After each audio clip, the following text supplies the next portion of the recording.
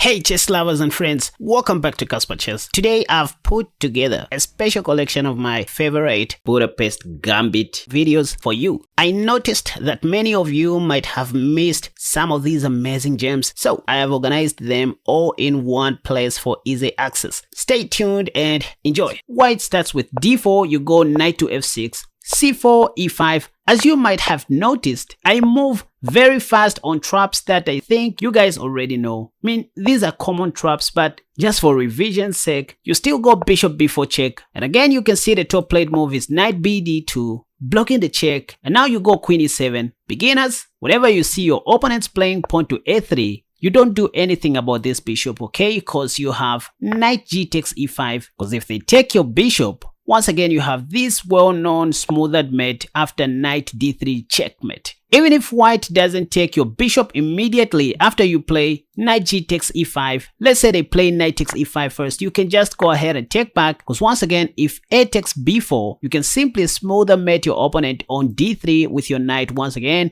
If pawn to e3, you can just go bishop takes d2, you save your bishop first. After queen takes d2, you go d6, bishop e2. You know they want to castle short, that's why you play b6 so that you can plant your bishop on this nice diagonal. That's just intentional. If queen d5, you go rook b8, castle short, bishop b7, and now you are controlling this diagonal. If queen b5 check, you have bishop c6, they'll play queen b3 and then you castle short, life goes on. Next you have queen f6, queen g6, rook b e8, etc. How can we play the tennis on Gambit with black pieces? Watch. But after white plays d4, go knight f6. And as you can see in the Lichess database, pawn to c4 is the most played move, after which you go d6, the old Indian defense. Now here white can either play knight c3 or knight to f3 at beginner level. Knight to f3 is the most played move, after which I recommend you go pawn to e5. Surprising your opponent right away. So d takes e5 is the top played move, as you can see, after which I recommend you go knight g4. If anything, you will simply win back the pawn on e5 and this will no longer be a gambit. So that's why e takes d6 is the top played move according to the Lichess database, after which I recommend you go bishop takes d6. Let the Lichess database speak for itself. Over 28,000 people have played pawn to h3 in this position, which is a blunder. Knight takes f2, a very popular knight sacrifice, double attacking the queen and the rook on h1. So after king takes, yep, you've seen this check before, where the king cannot go back because our bishop is covering the e1 square. So the king has to take, after which you take the free queen on d1. And after knight c3, you simply bring back your queen, bishop f4, c6 to stop knight d5 or knight b5 by white, and rook d1, then you go queen b6, targeting the b2 pawn, and next you are ready to castle short. I mean, why is white even playing? Anyways, a better way to start this gambit is by opening up with the Budapest. Pawn to e5. The top played move again is de, after which you go knight g4. Well, again, knight to f3 is the top played move. Holding on to the pawn, I recommend you go d6. In the normal Budapest, we simply develop the queen's knight first, or go bishop b4 check, or bishop c5, but let's go berserk, because you're going to be using these tricks in your rapid matches, blitz and bullet. So go pawn to d6, and this time if white plays bishop g5, or you simply go queen d7. I covered something like this in the video that has popped up in the card above, now with white pieces. The idea is to equalize the game after something like h3, and then you take back your pawn. If knight takes e5 and pawn takes, this only equalizes the game, and if I'm not mistaken, Stockfish says black is slightly better with a negative 0.8 advantage. And so white should never think of playing this pawn to h3 move on move 5. That's why you will see almost everyone taking on d6 once again, after which you take back with your bishop, giving white one more chance to blunder with pawn to h3. You already know the idea. Boom, once again, king takes, bishop check, covering the e1 square once again, and on the next move, win the white queen on d1. Back to the Budapest initial position after we play e5 and white plays d takes e5. Still go knight g4 and white plays knight f3 once again, after which you go d6. Well, instead of bishop g5 right away, white may also play an immediate pawn to h3, which you guys need to get used to. This is not a good move for white, as it only allows us to win back our pawn and equalize the game. Yes, we have lost the right to castle, but check this position on Stockfish. The position is very much equal, playable even in classical matches. And so, in the Budapest version of the tennis on Gambit, the move you're going to see after DE and knight g4 is bishop f4 instead of knight to f3. So whenever you see bishop f4, stop thinking about d6. Because there's this bishop indirectly eyeing that square. So this bishop move goes together with knight to c6. Because right now you are targeting the e5 pawn with two of your minor pieces. So white has to play knight f3 holding on to the pawn, after which I recommend you go bishop b4 check. And here there's a little trap that I should show some beginners in the room. After knight bd2 blocking the check, because obviously white cannot block this check with his elbow or his toes. They have to do it with their knight, right? After which, the main move is queen e7. The amateur trap here occurs if white plays pawn to a3, attacking the bishop. Well, you simply go knight g takes e5, because if they take the bishop, I don't need to explain this checkmate, which will happen in front of your opponent's nose.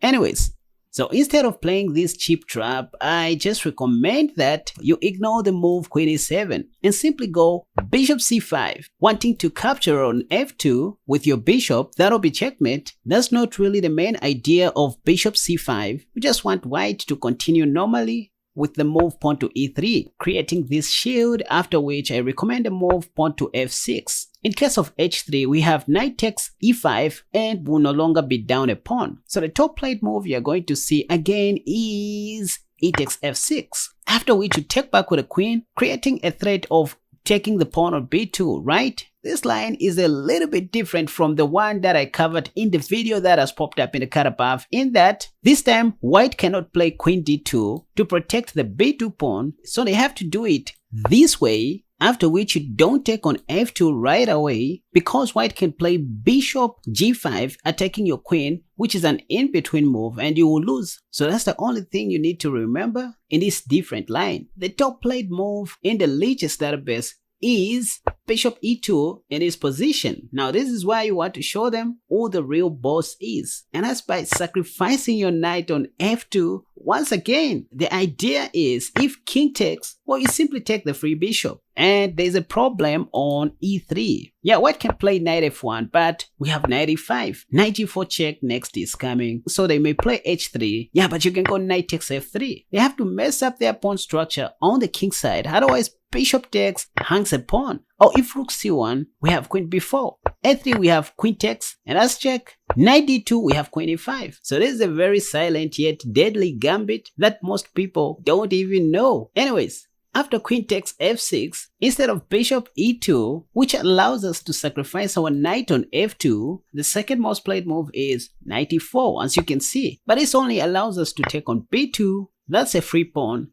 And again, see this, you guys. Knight takes c5 is the top played move, after which we simply checkmate our opponent in one. So these things do happen, you guys. But let me show you the best thing that white can do. According to Stockfish, after ef and queen takes, to protect the b2 pawn, white can try queen c2 here. And this is the only time where I can advise not to sacrifice your knight on f2. Why? Because there's no queen on d1, right? In this line, you only want to sacrifice your knight on f2 if white's queen is still on d1, so that you can fork the queen and the rook on h1. Or if you have already played pawn to d6 to pave way for your light squared bishop. You see this combination? Let's say if white plays h3, you can safely take on f2, sacrificing your knight, because this time bishop g5 doesn't seem to work, because we can counterattack with either bishop f4 or even better, knight b4. So that if bishop takes, we take that queen, double attacking the king and the rook.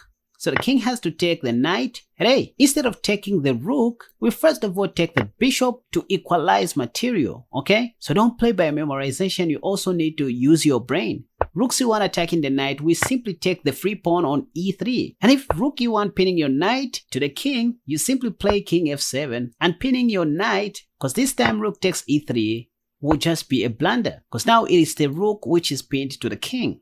The last method I can show you to take advantage of the weak f2 pawn is by starting with a mechanics defense after 1 d4. I have linked all the videos that I've made about this beautiful defense in the comment section down below. You should check that, you guys. Very wonderful videos. So you can see in the Lichess database, pawn to c4 is by far the top played move, after which I recommend you go pawn to e5. If d5, this will be turned into the king's pawn opening, you guys, after something like this. Next we'll play pawn to d6 and knight g6, knight f6, castle short, and pawn to h6, b6, a5. I play this all the time with much success, you guys. So you're not going to see most of your opponents playing pawn to d5. They usually take, after which you have an option to take back immediately, but I want you to try out this gambit, you guys, especially in your blitz games where you play bishop c5 first, eyeballing the weak f7 square once more. And again, black will play knight c3 or knight to f3 in this position. So if you see knight to f3, I recommend you play pawn to f6 once again, just like what we were doing in the Budapest. You remember where white takes on f6 and then we take back with a queen, but in this variation, simply take back with your knight. And there's even a beautiful line where we can even checkmate white in less than 5 moves if he is not careful. Let me show you. If they pin your knight, which is what they like doing most often, well, I just recommend you unpin your knight and attack the bishop 2 times. Again, the top played move in the Lichess database is bishop takes d8, which is a blunder because that hangs mate in 1. So white doesn't have to play like that. They may try the move bishop f4, playing in the London system style, after which I recommend you go knight e4, still wanting to mate on f2, and here white to play e3, right? Well, you got rook f8 because you don't want to castle short because white can play queen d5 check and maybe win your knight, something like that. So after rook f8, it doesn't matter what white plays, whether bishop e2 or bishop d3, we still have knight takes f2, forking the queen and rook on h1, so that if king takes, you simply take that poor bishop on f4 and you can see all these highlighted plans, you guys. The pawn can take our rook. It is pinned to the king by our dark squared bishop. We are ready to go d6 next and bishop g4, queen f6, castle long.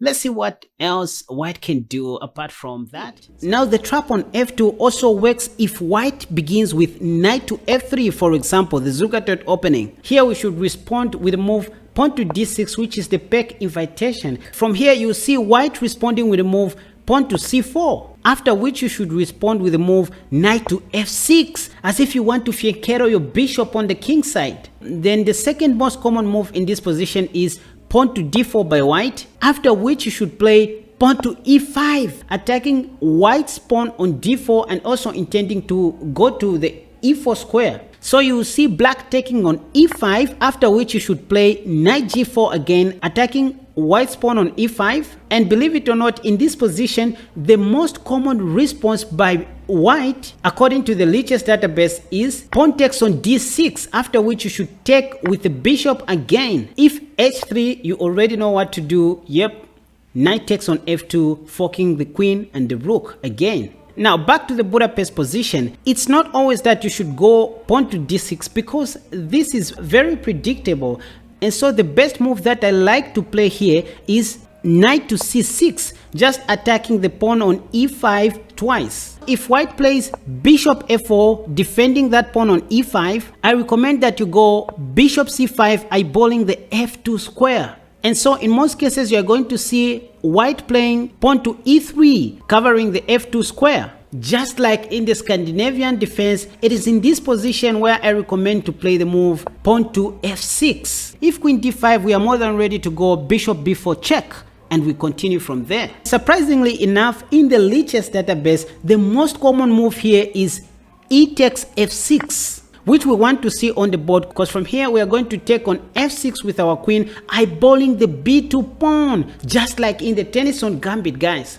So again, in the Lichess database, the most common response by white is knight c3, covering the b2 pawn, which is a terrible blunder because, yep, you guessed it right, knight takes on f2, forking the queen and the rook, again, just like in the Tennyson Gambit. So the idea is that if king takes on f2, we take his bishop on f4, and if, let's say, knight d5, attacking our queen on f4, we should now play queen h6, maintaining the pressure on the e3 square. And if white thinks he can capture our pawn on c7, for example, knight to c7 check, we just attack his knight with our king, And if knight takes our rook on a8, it is game over, because we are now going to play queen takes on e3 check, king g3, queen f2 check, king h3, d6 check on the king by the bishop, and after, let's say, g4 by white, we now play h5, knight to h4 covering the discovery. Then we play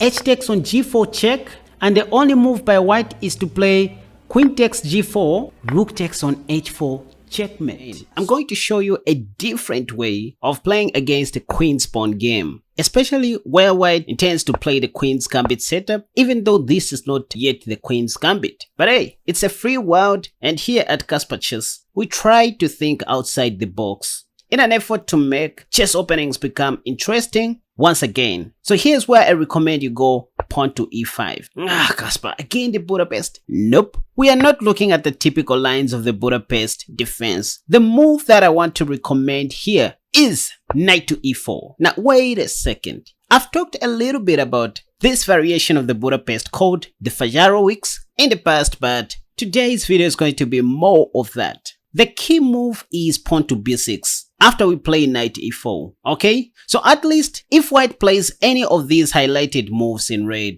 we will always play pawn to b6. Keep that in your mind. By the way, our knight is very safe on this square. Let me just show you what can happen if white attempts to chase this knight away. Let's say with f3. I'm sure you can already see the idea, but even better is to go bishop b4 check. Check in the Lichess database to see how many games I've reached to this position, you guys. Well, if white plays knight to c3, we'll just take that poor knight, and after b takes c3, clearly we'll win the rook on a1. So you might not see white playing that knight to c3 move. Instead, they usually go bishop d2, blocking the check, after which we don't pay attention to this defense. We go queen h4 check. And it turns out that there is absolutely nothing that white can do to stop us from damaging his king side. For example, after h takes g3, that'll be checkmate after queen takes g3, as there is no any other piece that can block this check, thanks to this white's dark squared bishop, which is doing a great job of stopping the white king from escaping. So that's one thing that can happen if white tries to harass our knight on e4 with pawn to f3. I mean, in this position, even if they play bishop takes b4, instead of h takes g3, ladies and gentlemen, knight to e4 is checkmate in a sad way. Because once again, there is no other piece that can block the check, and sad enough, white cannot block this check with his elbow. So let's look at the real stuff, you guys. So back to our position of interest. We just diverted from the main Budapest defense, where we usually play knight g4, and instead played knight e4. I said your knight is very safe on this square. If white plays, let's say knight to f3, what I recommend doing is taking a bit of time here. This is a psychological move that you're playing against your opponent, okay? If you rush to play pawn to b6, there's a high probability of them to oversee this move, queen d5, okay, which you want them to play. They may play something like pawn to e3 here because you just blitzed out pawn to b6. So it is hard for them to notice somehow that they can actually fork your knight on e4 and your free rook on a8. So that's why I advise you to take some time here. Just take 3 seconds or 5 seconds to let your opponent calm down. And that's when you play pawn to b6, inviting them to fork your knight on e4 and your free rook on a8. Wait a second. Queen d5 by white turns out to be a long-term positional mistake. In fact, it may even be losing after we defend our rook and our knight with bishop b7. Oh, the bishop is undefended as well. Maybe this was a blunder. Oops, it's not, because we have knight c6 locking up this queen on b7. See, it can just take us one move, knight to c5, to trap this queen in hell, and it can never escape from Sobibo. So they have to play something like queen s6. Now wait a second, knight to c5 in an effort to trap this queen doesn't work at this stage of the game, because white has this move, queen a3, and the queen is saved, okay? It can go anywhere else. It is not trapped. With knight to c5, you just blocked your dark squared bishop from seeing the a3 square. So that's why white played queen a3. So instead of playing knight c5 right away, you first of all play bishop b4 check, which ensures that the a3 square remains covered by our dark squared bishop. Let's say after bishop d2 blocking the check, now that's when you can play knight c5, and you're just going to end up winning this queen anyways. You simply play pawn to a6 and the white queen is trapped. So that's one deadly trap that occurs in this variation of the Budapest. Now let's go back to our starting position of interest. We just looked at the knight to f3 line. Ladies and gentlemen, the same is true even to the rest of these moves. For example, pawn to a3. After pawn to a3, we simply go pawn to b6 once again. If they play knight to f3, you can simply continue with some prophylactic moves such as bishop e7, pawn to a6, I don't know. But the whole idea once again is that if they play queen d5, again forking your knight and the rook on a8, you simply go bishop b7 attacking the queen and at the same time defending everything.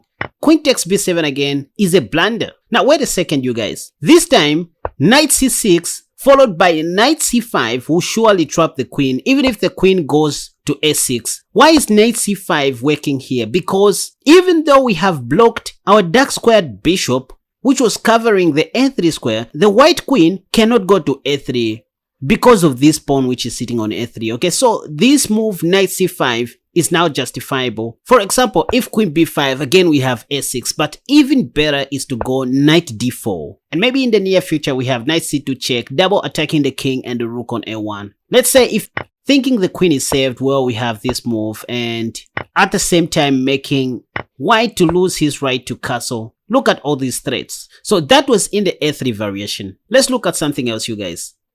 So again, instead of knight to f3 or pawn to a3, if black chooses to play pawn to e3 right away, we still go pawn to b6, inviting queen d5. Oh, but if they play bishop d3 this time, well, you just simply continue with bishop b7. Here, Stockfish wants white to give up his light squared bishop, okay? To simply give up his bishop pair to have an equal game. Otherwise, if knight to f3, the whole idea is fast development, you guys.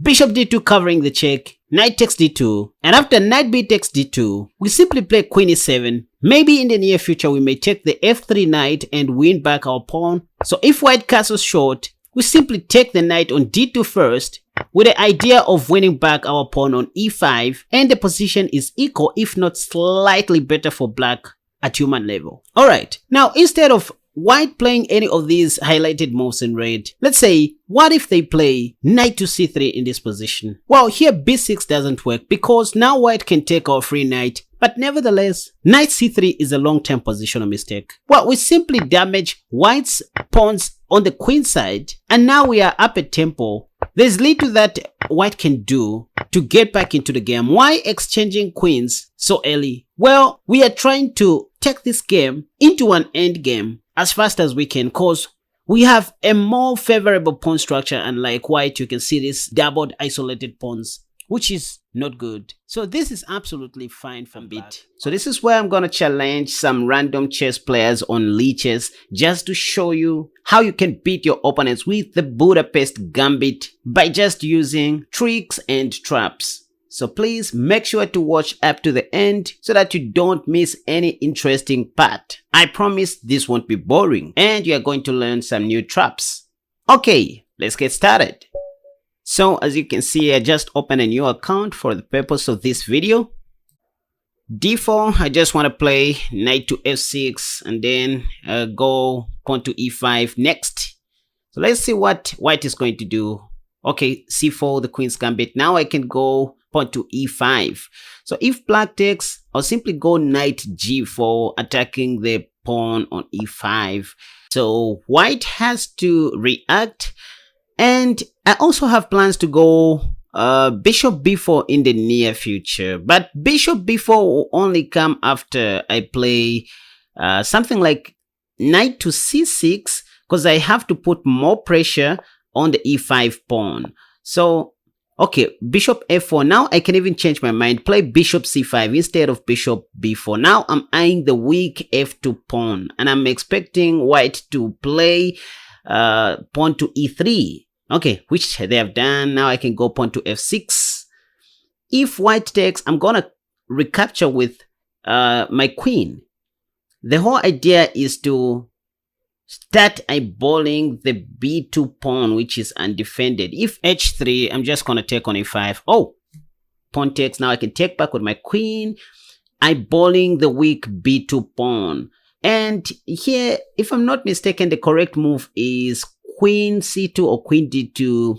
But most of the players play knight to c3, which is a blunder, by the way. Knight to c3 looks natural, but it leaves some weaknesses on the king side, and you're going to see what I'm talking about.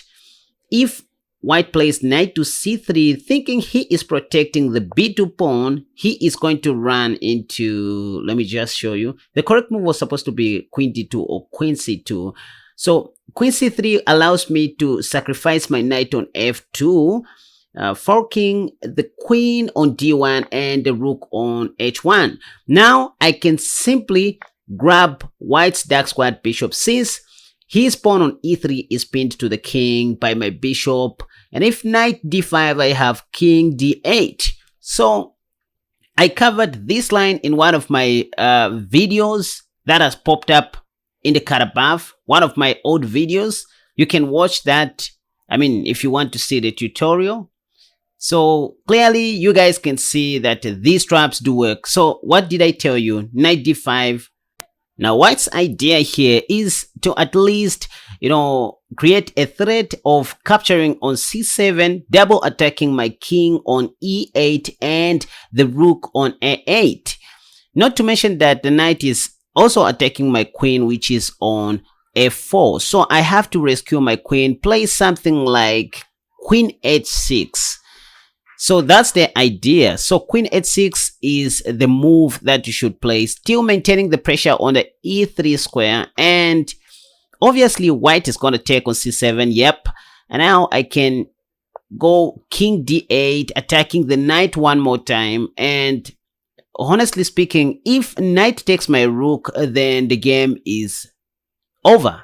Okay, the game will end. So white doesn't have to take my rook on a8.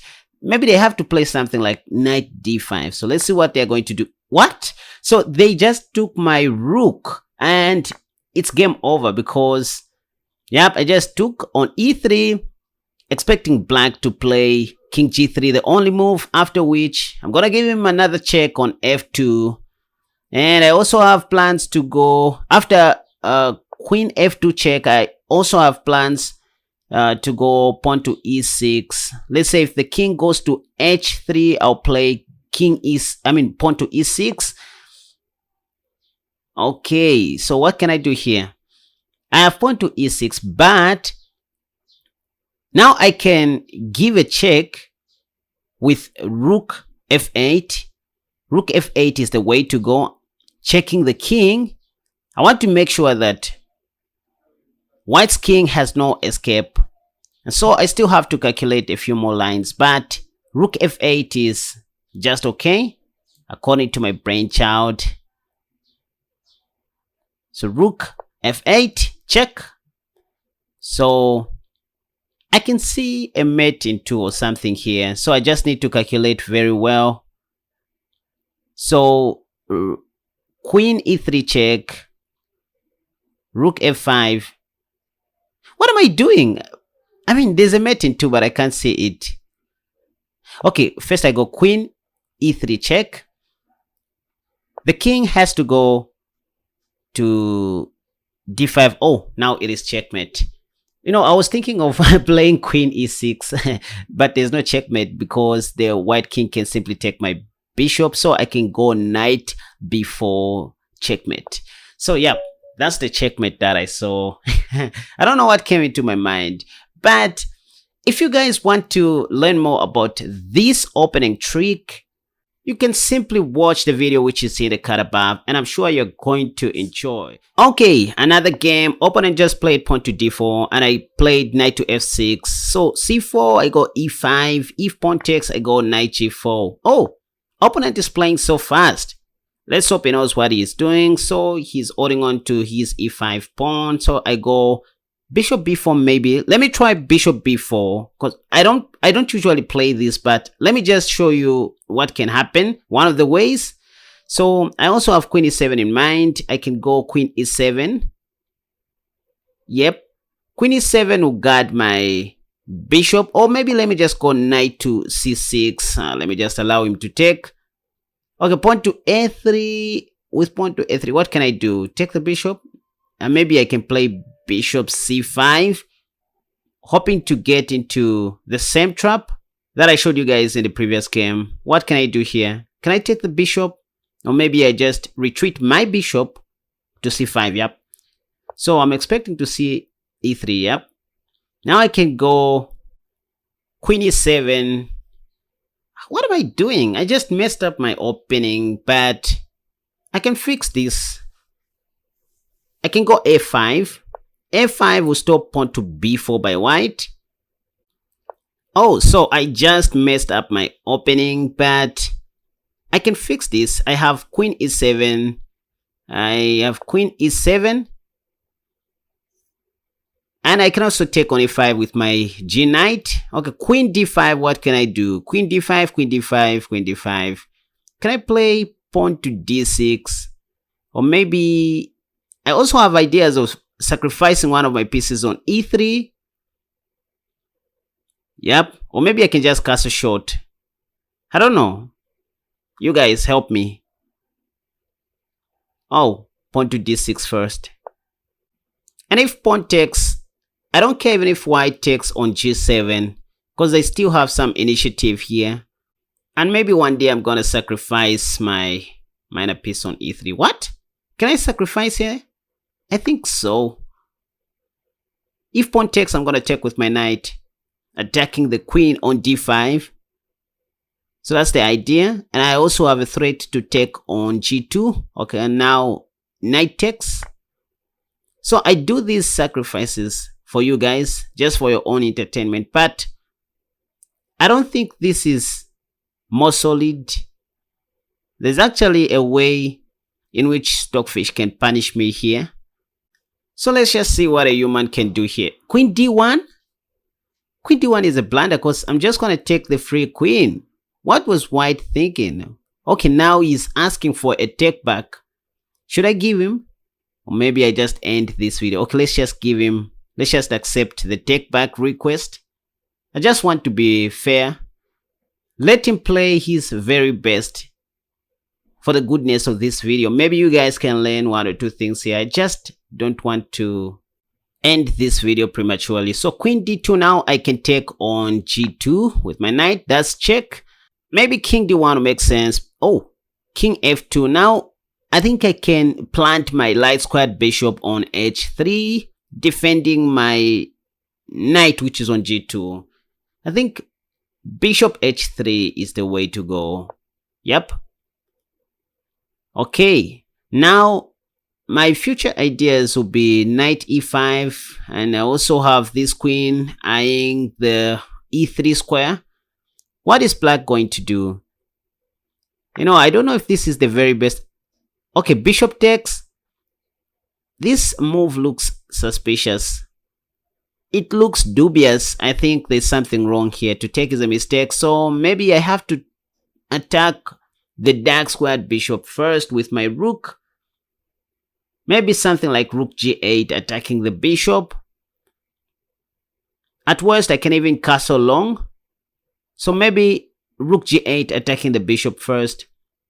So white just opened up many lines for me. By taking on g7, white helped me to activate my rook, that's one. And also allowing me to have other initiatives like knight e5, knight g4.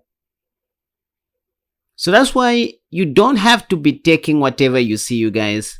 This is not Pac-Man, and I keep on saying that. This is not checkers, it's not Pac-Man doo-doo, where you just keep on eating your opponent's pieces.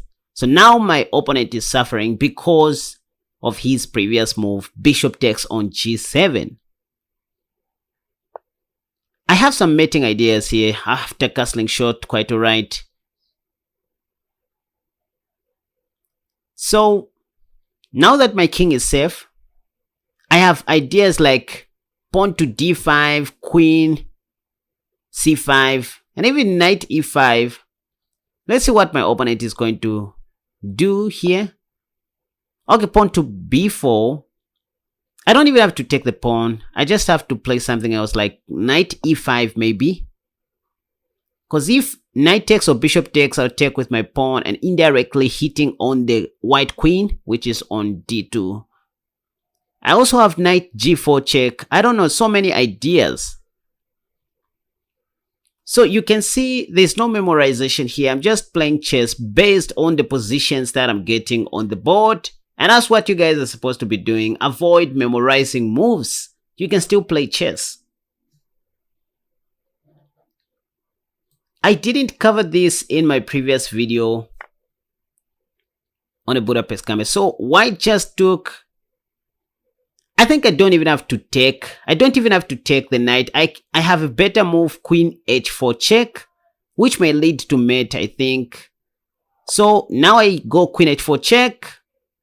And all of a sudden, the king has got no many squares to go to. Because I'm covering all these squares. So maybe something like king f3. I don't know. King f3. King f1 is bad. King g1 is also bad. Wow. So white just played king g1. I have a discovery anyway. Maybe let me start with taking on e5 first. Yeah, I have a discovery with the knight, but if I play something like knight f4, white has bishop g4 blocking the check or knight g4 blocking the check. So let me just take the knight on e5 with my pawn. Yep. Because after I take, I'm gonna be attacking the queen, which is on d2. So I think this is okay. So now I'm attacking the queen, which is on d2. White's queen on d2. And I also have plans to do a discovery after playing my knight somewhere like, oh, queen takes. Now I can take the queen. Should I take with my queen, king, or rook? Or maybe I take with my hands. I don't know. I think taking with the rook makes more sense. Yep, I think taking with the rook is the way to go. You see, so I'm still thinking even when I have a completely winning position. So this is how we play chess, you guys. Oh, my opponent just resigned. I think this is the end of this video. Thank you for watching. I'm playing against the 2266 d4, knight f6. Let's go. c4, please. Okay, now we go e5. The idea is if pawn takes, we go knight g4. Okay, knight c6 is coming. So knight c6, I'm attacking the e5 pawn. They usually play bishop f4 from here, holding on to the e5 pawn. Now let's go bishop c5, eyeing the weak f2 square, or the weak f2 pawn, e3, f6, just like I said in the tutorial. So if pawn takes, queen takes, eyeing the b2 pawn. They mostly play knight c3, after which we take on f2. Come on, this is a 2266 rated chess player, and he has fallen for this trap, forking the queen and the rook. Oh my god. If king takes, I'll take the bishop on f4 and move on with life. Look at my time, look at my clock, and look at my opponent's clock. This is the benefit of preparations. Knowing your gambits is very important. Or let me just say knowing your openings. Oh my god.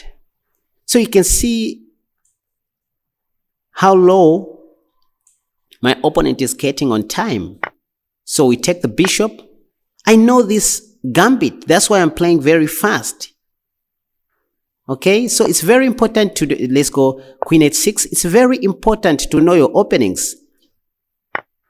The knight can't take my rook on a8 because it's going to fall for the same trap which I showed you in the tutorial. Oh, this world is nice. Look at my opponent's time. So you can see white didn't even take my rook on a8 because he's afraid of me mating him. Rook f8 is the way to go, I think. Pinning down white's knight on f3. Can I? Rook f8. Pinning the knight to the king. Next, I'm planning to go knight e5. Adding more pressure. My opponent wants to play b4, pawn to b4. Let's go knight e5. Knight e5, the idea is just to give him a check on g4. If b4 by white, I'll still go knight g4 check. And winning the pawn on e3. Okay, check. Knight g4 check. Now the idea is to capture with my knight on e3 and attack white's queen, or move away with move out with discovery. Move out with a discovery. Wow. Let's take with the bishop, not the knight, since the king has moved. Bishop takes on a3. I think that's the way to go. Bishop takes, yeah. Idea is just to go queen f4. Idea is just to go queen f4 check. Is that going to be met? That's going to be met. Oh, queen f4 check. And the discovery is coming. If king h4. Oh, wow. That's checkmate. Oh, God. This guy is a 2266 rated chess player. So I just joined an hourly bullet arena, but I'm only here to play one game. I'm not here to stay. I'm playing against a 1567 rated opponent, and there we see d4. Let me go knight f6 and e5, the Budapest defense. So pawn to e5 is coming next. c4, e5. If pawn takes, I'll go knight g4. So let's see. There we see d takes e5. Now knight g4. This is the Budapest defense. I expect to see knight f3. Yep. So knight f3 by white. Now I can play pawn to d6 or knight c6. Let me try pawn to d6. You know, trying to play my reverse Tennyson Gambit. Yeah. So d6. If pawn takes, I'll take back with my dark squared bishop. I expect this guy to take my d6 pawn because of his rating. Yep. And that happened. There we see pawn to g3. Something is fishy here. I can sacrifice my knight on f2 and later on win the queen. So knight takes f2, double attacking the rook and the queen. If king takes, I have bishop takes g3 check and then win white's queen on d1. So I just used my intuition because I know how most 1500s play their chess. And this is not an insult. If anything, this is a call for improvement, you guys. You don't have to play chess like this. Anyways, queen d5 is played. Now I can take the free rook on h1. So knight takes. And there we see bishop g2. Clearly, my knight is trapped, so it has to die with dignity. So knight takes g3.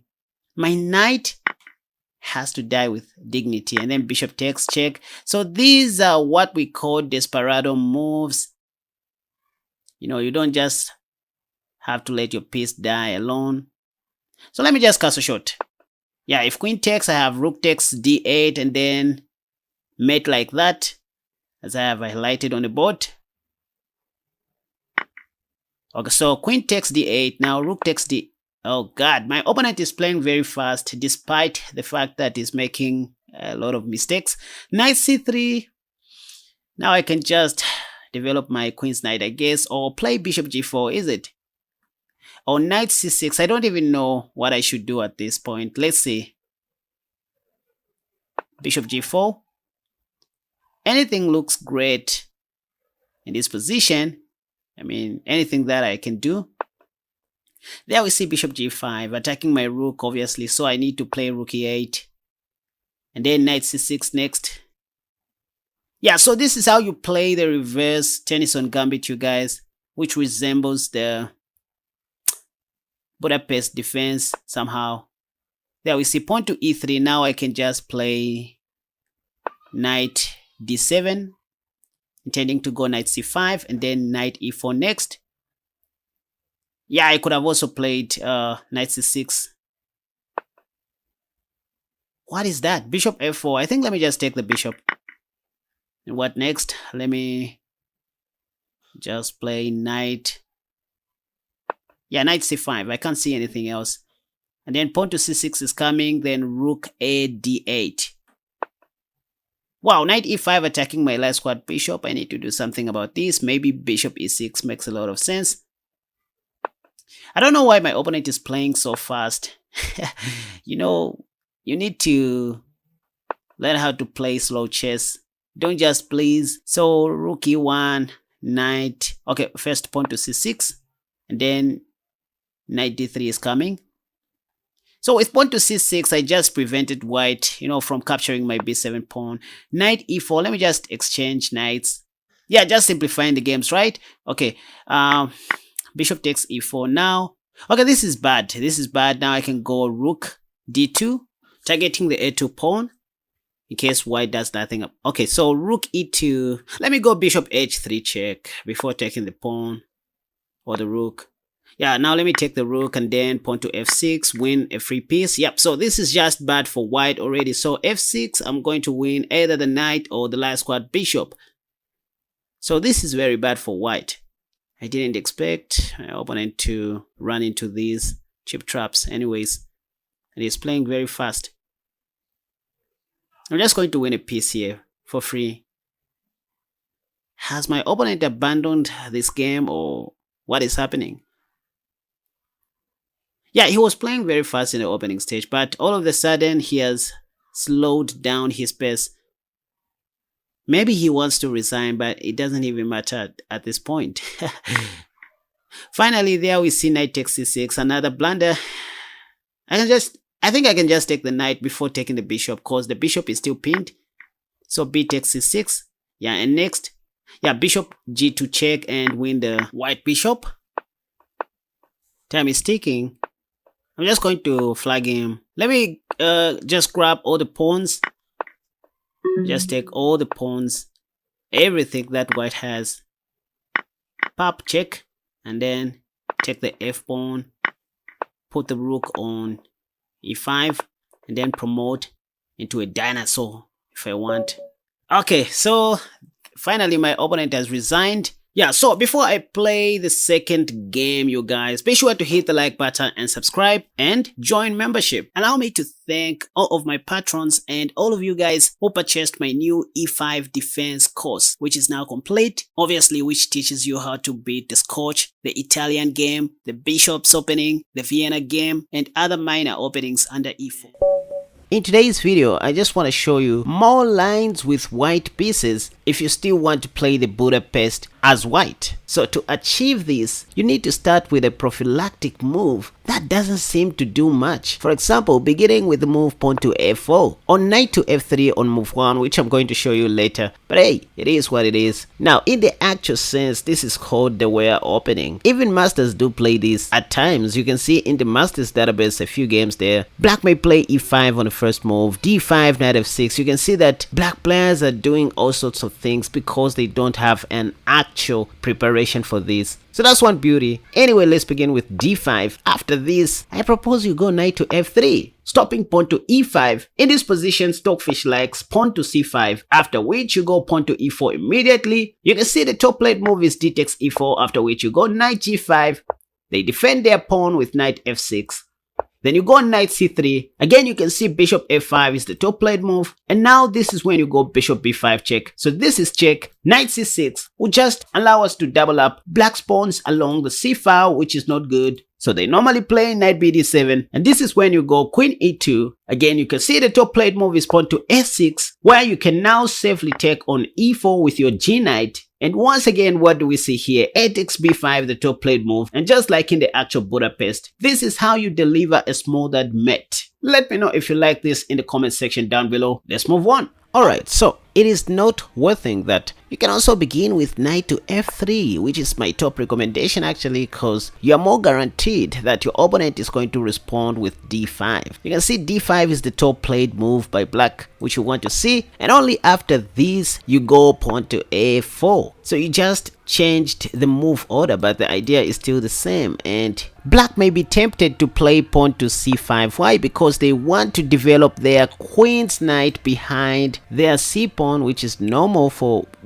people to do in chess. And this is when you go pawn to e4. So our Budapest white version works against this pawn structure for black, and I'm going to show you what else you can do if black doesn't play pawn to c5 on the second move. Anyway, again, they are going to take, obviously, you go knight g5, counter-attacking that pawn, knight to f6, knight c3, double attacking the e4 pawn. Black likes defending this with tempo, but you still go bishop b5 check. By the way, knight c6 may allow bishop takes, so that's why they play knight b d7, and this is when you go queen e2 again. Now listen, this time after pawn to a6 and knight g takes e4, black may be aware of this smoothed checkmate on d6, knight d6 checkmate. So you may see some of them taking your knight on e4 first, and after you take back, your opponent may just take your second knight as well. And this time you need to be a little bit careful, because if you just carelessly take their bishop, they're going to win your free piece on b5. That's why you need to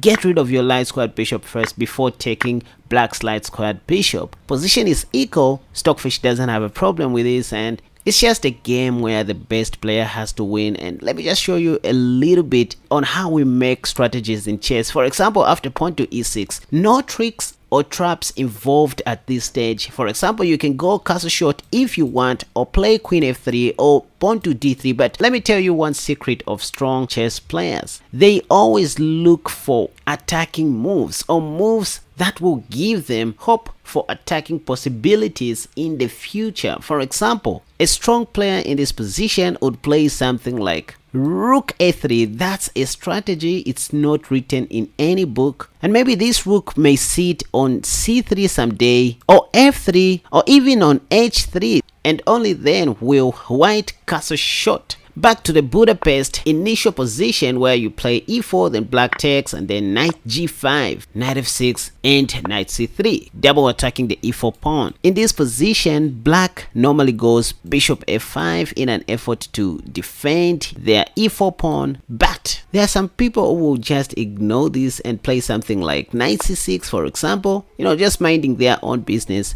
The pawn on e4 is already a dead pawn, so you don't want to take it if you have something better to do. So just develop a piece which was doing nothing on its initial square. So this forces black to play e6, and this is when you can castle short. By the way, this doesn't make sense. Queen d4 in an effort to protect the pawn. I mean, here you can just play queen e2, and on the next move you're going to win back your pawn. So this doesn't make sense absolutely. Anyways, after you castle short, black may play something like pawn to h6. What do? This is when you take back that pawn. It was already a dead pawn. If bishop e7, the best thing you can do in these kinds of positions where black's bishop is on e7 and their knight is on f6 is just to trade everything. I mean, given a chance, you should even take that bishop so that you remain with a bishop pair. Anyway, speaking of strategy, this is when you can develop your rook on a3. No need to memorize, just make your own strategies. What I'm showing you are my own strategies. I would play rook a3 here in an effort to plant my rook on f3 or on g3. Why on g3? Because black doesn't have a dark squared bishop to harass my rook, so that'll be good for my eyeballs and my elbow. Anyway, so I'll play rook a3 here, bishop d7, let's say, and then I play rook f3 harassing this queen. I'm going to go rook g3 here and then play pawn to d3. So I'm playing all these things in order to have an upper hand. And remember, the best planner wins in chess. Let's look at something else that black can do as well. So after knight f3, d5, and f4, in order for our reverse Budapest to work, we still want black to play c5. Remember, they can play all sorts of things. Again, knight c6, we're going to look at that. And this is when you want to play e4. After de, you go knight g5, and most of the times they play knight f6, after which you go knight c3. I want to show you another way of punishing black after they play bishop f5. So at this point, your opponent will think you just want to play the same thing, the same kind of cheap trick with smoothed mate, so they may be ready for that. But this may be the right time for you to change your move sequence a little bit in order to surprise them. Just go bishop c4 right away instead of bishop b5, and this will force your opponents to play pawn to e6. I mean, because what else can they do? Now I want you to try this, guys. just play pawn to f3. Now I understand with perfect play, this is not the best thing that you can ever do in this world, especially in rapid, blitz and bullet. Black is gonna take your pawn on f3 because what else do they know? So this is when you take back with your queen as if you are targeting the b7 pawn, and you are going to see most of your opponents playing knight c6 to cover their b7 pawn. And what do you do here? Watch. Knight takes f7, sacrificing your knight, and at the same time double attacking your opponent's queen and rook. If they don't do nothing, they mostly take that knight because what else? After this, just know that you have won the game, because this gives you chance to take their light squared bishop on f5 like that. And I can assure you to say most of your opponents will be like, what? Because the thing is, black's pawn on e6 can't take your queen because it is pinned by your bishop. So next you're going to take that pawn, and I've seen many people playing queen d7 or even queen d6. I mean, it doesn't matter. For example, queen d6. Guys, first of all, you can just hide your king on d1. I should mention to say castling short is a blunder here. You should use your mind, not just playing for traps. I mean, black can just play queen d4 check and win your light squared bishop for free. So if you exercise a bit of patience here, you can see that castle short is a blunder. I mean, there's no need to memorize anything here. Things are straightforward. So king d1 makes a lot of sense just to avoid queen e5 check. I mean, you don't want to exchange queens, right? Another move that you can consider is knight e4, but with this move you have to be prepared for this, after which you take and then at least emerge with a pawn. But the reason why you want to play king d1 is to avoid this, because this time if queen e5 comes, you can simply retreat your queen back to h3 because you don't want to exchange queens if you are the one attacking. Nah, Casper, black can just exchange queens like this. Yes, that's check, but after you take and then they take, you are still going to win that pawn on e6 like this. The whole idea is that you are the one who will always be ahead in development. I mean, there's always a way to win that pawn anyway. If king f6, you just go knight d5 check, and on the next move you're going to win that rook. But hey, it is what it is again. But there are times when black may surprise you, even in the bishop c4 line, where they just let you do your thing, and after this, and knight takes f7 sacrifice, they don't take your knight immediately. I mean, that's if black has seen this before. They're just going to play something like queen c7 here in order for them to, maintain their advantage a little bit. But that allows you to win their rook. Why queen c7? Queen c7 was in preparation for knight d4, going for this because they know they are going to win your rook someday. But you can try your luck. Bishop b5 check, for example, king d8. Then you go queen f2, let them take, and after something like king f1, yeah, let them take even your rook, and just continue playing chess here. There's still room for error. This is just a game where the best player has to win. Anyway, last line. What if black doesn't allow you to play your reverse Budapest opening? For example, after knight f3, d5 and pawn to f4, let's say black doesn't play pawn to c5, which allows you to go e4. What do you do? Well, maybe there's something that we can do. For example, if they play knight to f6, you can go back to the d4 opening, for example, play the London system or the actual Queen's Gambit line. That's if you want. You can even play the Catalan. I mean, we've seen grandmasters transposing their openings like this. So it's not just about tricks and traps. There are so many ways to kill a rat. Or try d3 if you don't know what to do, for example. And again, you can see in the Lichess database, the top played move is pawn to c5 this time, because black wants to develop his knight behind the c pawn. And so if you want, this is when you can play pawn to e4 right away, allowing black to take, right? And then you go knight g5, the Tennyson Gambit ideas. And I don't know why, but most people still take on d3. First of all, if this comes, I can still take. I mean, you shouldn't always be jealous of exchanging queens. There is no attack, but if they take, you just take back.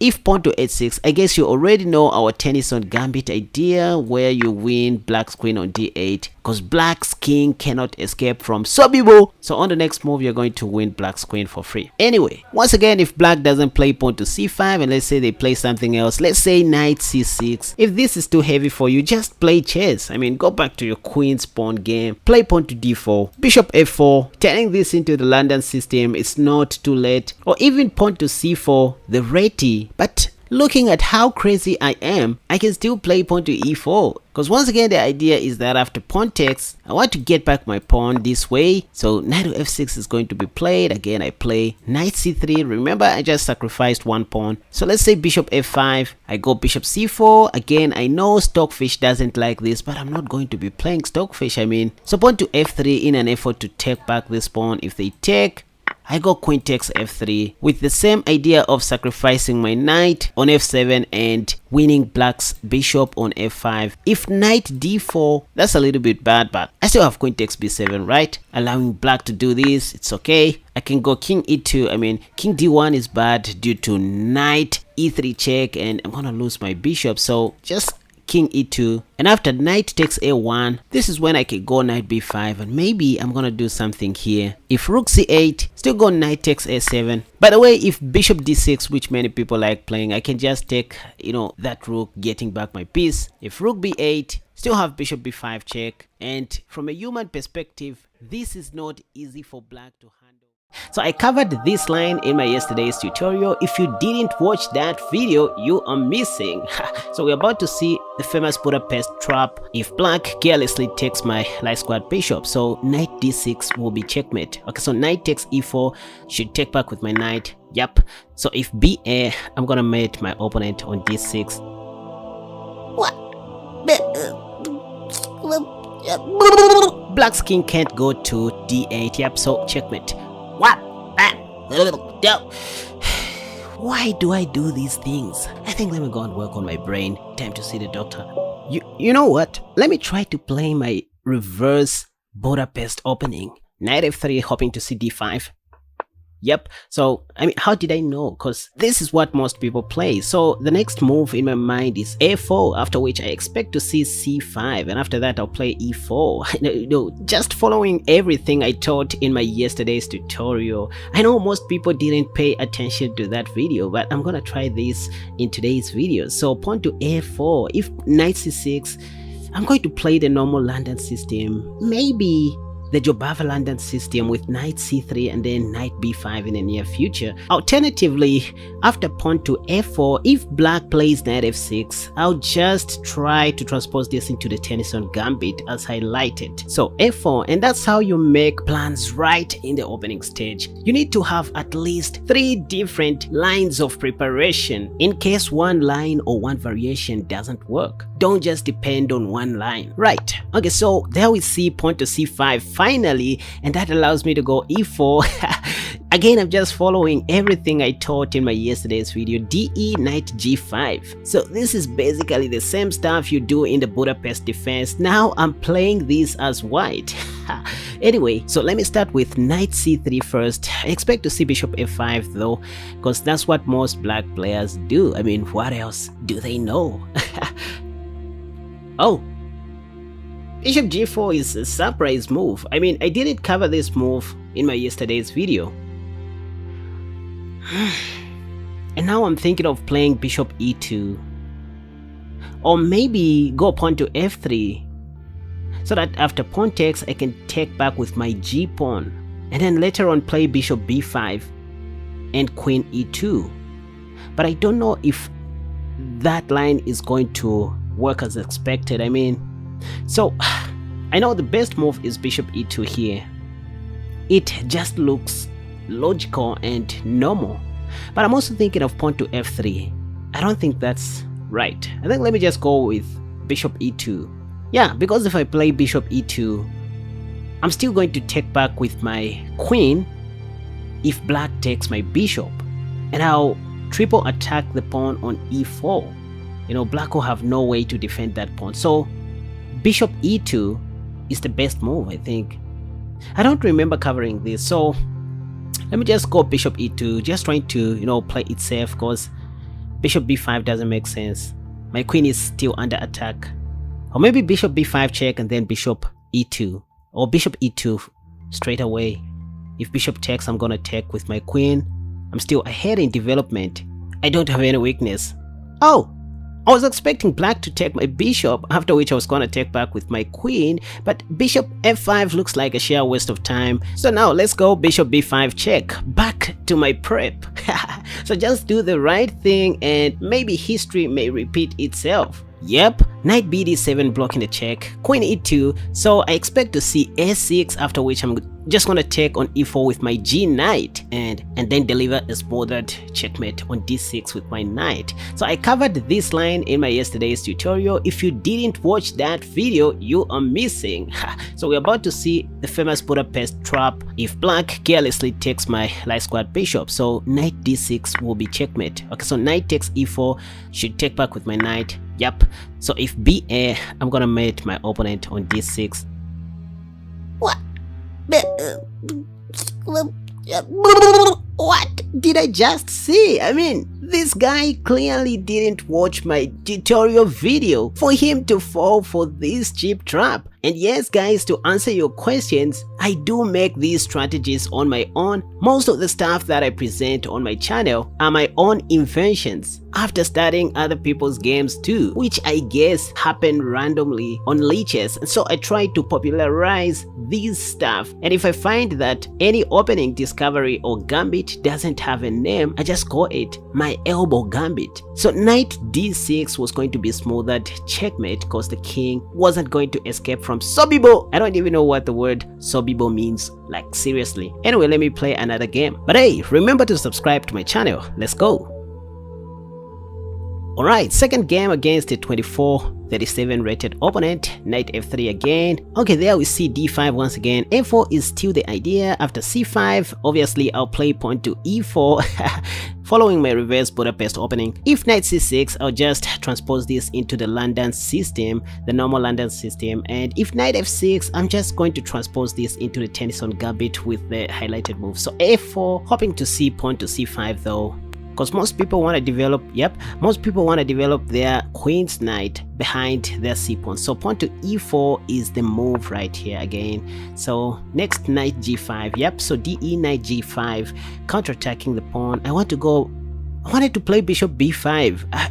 Again, I never covered pawn to f5 because it doesn't just look logical to me. I don't know what my 2400 rated opponent is doing, because pawn to f5 allows me to go bishop c4. Black just created a lot of light squares along the AG diagonal, so I guess I have to play bishop c4 and maybe on the next move castle short. So this is one beauty of studying chess openings before you play a game, because I somehow know what my opponent is supposed to do. Bishop c4 anyways. Preparing yourself in advance takes away the burden of stressing during the game, thus decreasing the chances for you to blunder and the energy involved in thinking. Anyways, knight to h6 by black. I guess I just have to develop my pawn to d3 or probably castle short, then later on play pawn to d3. Let's see.